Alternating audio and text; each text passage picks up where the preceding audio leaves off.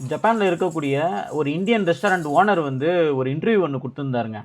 பாவம் அவரோட அந்த வலிகளை கேட்கும்போது ரொம்பவே வந்து கஷ்டமாக இருந்தது.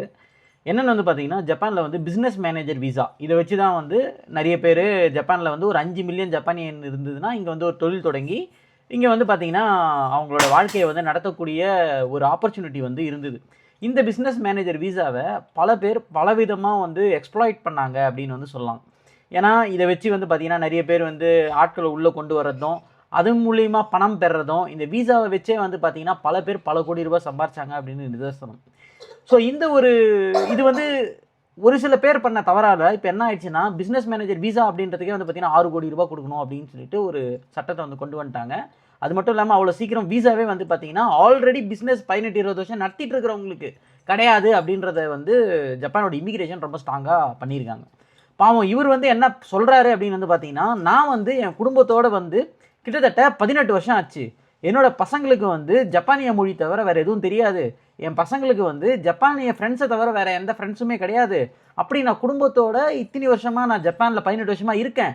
நான் வந்து ஒரு புதுசாக இங்கே ஜப்பானில் ஒரு வீடும் வாங்கி நான் இங்கே வந்து செட்டில் ஆகியிருக்கிற இந்த ஒரு நிலமையில் நீங்கள் வந்து நான் எதுவுமே தவறு பண்ணியிருந்து நான் என்னை திருப்பி அனுப்பினா கூட பரவாயில்ல.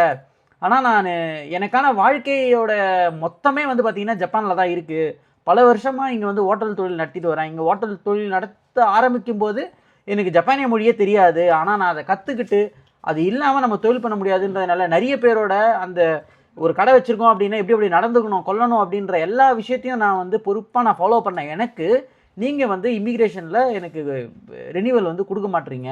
இது வந்து நான் போய் என்ன பண்ணுறது, நான் வாழ்கிறதா இல்லை நான் என்ன பண்ண முடியும் அப்படின்ற ஒரு அழுதுகிட்டே அவர் சொன்ன அந்த ஒரு விஷயம் வந்து பார்த்திங்கன்னா பல பேரோட ஜப்பானியர்களோட மனசையே வந்து உலுக்கியிருக்கு அப்படின்னு வந்து சொல்லலாம். ஒரு சிலர் பண்ண தப்பால் இன்றைக்கி வந்து பார்த்திங்கன்னா ஜப்பானில் இந்தியன் ரெஸ்டாரண்ட் மட்டும் இல்லை எந்த ஒரு ரெஸ்டாரண்ட்டுமே வந்து இருக்க முடியாமல் போகிறதுக்கான ஒரு மிகப்பெரிய ஒரு த்ரெட்டு வந்து வந்திருக்கு அப்படின்னே வந்து சொல்லலாம். நீங்கள் என்ன நினைக்கிறீங்க? உங்களோட கருத்துக்கள் என்னன்றதை தவறாமல் கருத்துரை பகுதியில் பதிவு பண்ணுங்கள்.